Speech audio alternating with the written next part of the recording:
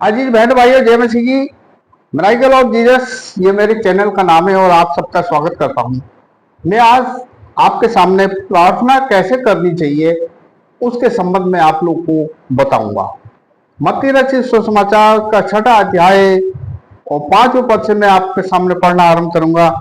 जब तू प्रार्थना करे तो कपटियों के समान ना हो, क्योंकि लोगों को दिखाने के लिए आराधनालयों में और सड़कों के मोड़ पर खड़े होकर प्रार्थना करना उनको अच्छा लगता है। मैं तुमसे सच सच कहता हूं कि वे अपने प्रतिफल पा चुके। जब तू प्रार्थना करे तो अपनी कोठरी में जा और द्वार बंद करके अपने पिता से जो गुप्त में है प्रार्थना कर। तब तेरा पिता जो गुप्त में देखता है तुझे प्रतिफल देगा। प्रार्थना करते समय अन्य जातियों के समान बक बक ना कर, क्योंकि वे समझते हैं कि बहुत बोलने से प्रार्थना सुन ली जाएगी। इसलिए तुम उनके समान मत बनो, क्योंकि तुम्हारा पिता तुम्हारे मांगने से पहले ही जानता है कि तुम्हें क्या क्या आवश्यकताएं हैं। मित्रों, आज प्रभु ने बहुत ही अच्छा वचन हमें दिया है कि हमें किस तरह से प्रार्थना करनी चाहिए। मसीह जीवन का मूल मंत्र प्रार्थना से एक ऐसी दूरी है जिसके चारों ओर मसीह जीवन चक्कर काटता है। अतः हमें प्रार्थना प्रभु से किस प्रकार से करनी चाहिए, प्रभु से, और इसी के विषय में आज ये विवेचना मैं आपके सामने प्रस्तुत कर रहा हूं कि लिखा है तो कपटियों के समान प्रार्थना मत करना, क्योंकि लोगों को दिखाने के लिए लोग आराधनालयों में और सड़कों में खड़े होकर प्रार्थना करते हैं, ताकि उनको ये सम्मान मिले कि लोग कहें कि हाँ, ये प्रार्थना करने वाले हैं। लिखा है कि वो अपना प्रतिफल पा चुके। इसलिए मैं तुमसे सच सच कहता हूं कि तुम जब प्रार्थना करो तो अपनी कोठरी में जाओ, यानी अपने कमरे में जाओ और वहां पर उस कमरे में गुप्त रूप से अपने प्रभु से प्रार्थना करो। अब मित्रों, कभी कभी ऐसा होता है कि हम कुछ ऐसी मिनिस्ट्रियां हैं वहां पर लोग खड़े हो जाते हैं और लोगों के लिए प्रार्थना करने के लिए, और वो प्रार्थना तो करते रहते हैं लेकिन उनका मन इधर उधर भटकता रहता है और वो प्रार्थना कभी कारगर साबित नहीं होती। लिखा है ऐसे लोग को प्रतिफल पा चुके बोलो। और कुछ लोग ऐसा करते हैं कि हम आपके लिए लहन प्रार्थना करेंगे, आइए हम लोग के लिए दुआ करते हैं, प्रार्थना करेंगे, और उनसे कहते हैं कि लाओ पैसे लाओ लहन के लिए, प्रार्थना करने के लिए 25,000 50,000, और वो प्रार्थना उनसे करते हैं दिखाने के लिए। मित्रों, लिखा है कि वे अपना प्रतिफल पा चुके, क्योंकि यदि हम प्रार्थना करने के पैसे लेते हैं तो वो प्रार्थना कारगर साबित नहीं होती। लिखा है कि जब तू प्रार्थना करे तो अपनी कोठरी में जा, यानी अपने मकान के कमरे में जा और द्वार को बंद कर ले और प्रार्थना कर। और अन्य जाति की तरफ बक बक भी ना करें, एक ही बात को रिपीट ना करें प्रभु के सामने कि प्रभु ऐसा कर दे, प्रभु ऐसा कर दे।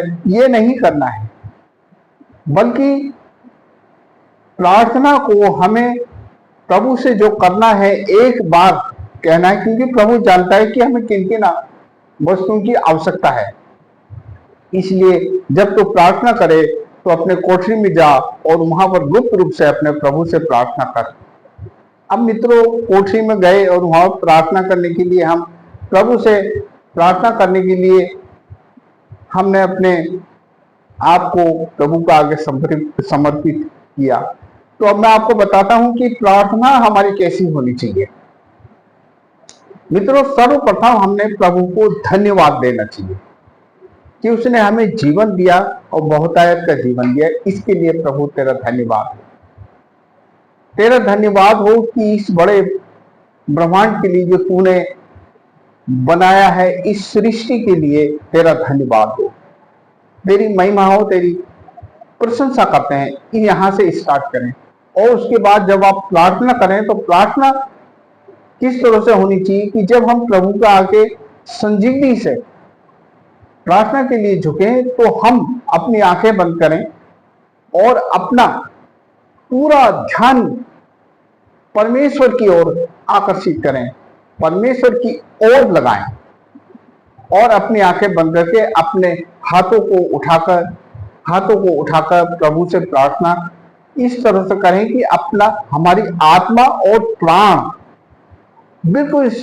पृथ्वी से ऊपर की ओर रहें, यानी हमारा ध्यान स्वर्ग की ओर, आसमान की ओर लगा रहे, और हम अपना पूरा विवेक और अपना पूरा मन प्रभु की ओर लगाएं और संसार की बातें बिल्कुल भी न सोचें उस वक्त जब हम प्रार्थना करते हैं।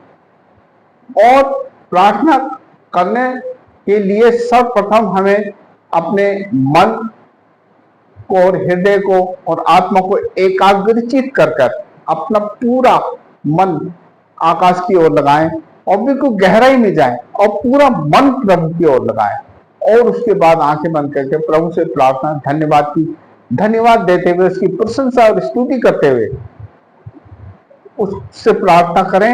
अब प्रार्थना करने किस तरह से करें, उसके लिए हम अपने शरीर और आत्मा को इस तरह से खींचकर प्रभु की ओर लगाए कि हमारी आत्मा और प्राण को प्रभु ग्रहण करने योग्य हो। इस तरह से जब हम अपने शरीर को पूरे खिंचाव के साथ प्रार्थना करते हैं तो प्रभु हमारी दुआओं को सुनता है। पूरा मन और हृदय और आत्मा उसकी ओर खींच कर लगाए और हमारा ध्यान पूरा संसार से उठकर गहराई में, बिल्कुल गहराई में आंखें हमारी आसमान की ओर और स्वर्ग की ओर लगी रहें, और जो कुछ हमारे मन में है उससे प्रार्थना करें, और अपने भौतिक चीजों के लिए प्रार्थना ना करें बल्कि आत्मिकता के लिए और प्रभु में आगे बढ़ने के लिए और उसकी प्रशंसा करने में प्रार्थना करें, तो प्रभु हमारी आवाज को सुनता है। मित्रों, ये एक बहुत बड़ा मूल मंत्र है। जब प्रभु गतसमनी के बाग में जाते थे, जब प्रार्थना करते थे तो अपने आप को बिल्कुल खींच कर प्रार्थना करते हैं। लिखा है कि जब वो प्रार्थना कर रहा था तो उसका पसीना लहू बन गया। उसी प्रकार से हमें प्रार्थना पूरा लवलीन से और तल्लीनता से उसकी ओर अपना मन आकर्षित करके प्रार्थना करेंगे तो वो हमारी दुआओं को सुनेगा। और अन्य जातियों की तरह बक ना करें, बल्कि जो हमारा मूल विषय है वो है आत्मिक जीवन के लिए, उसके लिए प्रार्थना करें। इसके अतिरिक्त लास्ट में जो कोई इंपॉर्टेंट हमारी प्रार्थना है उसको भी प्रभु के सामने रखें। मित्रों, ऐसा करने से प्रभु तुरंत ही प्रार्थनाओं का उत्तर देता है, और प्रार्थना करने के बाद कुछ इंतजार करें, प्रभु तब हमें उत्तर देगा और वो प्रार्थना हमारी सुन ली जाएगी। इसलिए मित्रों, मुझे विश्वास है कि इस विषय पर प्रार्थना करने का तरीका के विषय में आप लोगों ने जाना, और प्रभु आपको आशीष दे। और इसी तरह से आप प्रार्थना करेंगे तो प्रभु आपकी आवाज को सुनेगा और प्रभु आपकी प्रार्थनाओं का उत्तर देगा। मुझे विश्वास है इस वचन के द्वारा आपको काफी आत्मिक लाभ प्राप्त हुआ होगा। प्रभु आपके साथ हो, प्रभु का अनुग्रह आपके साथ हमेशा रहे। आमीन।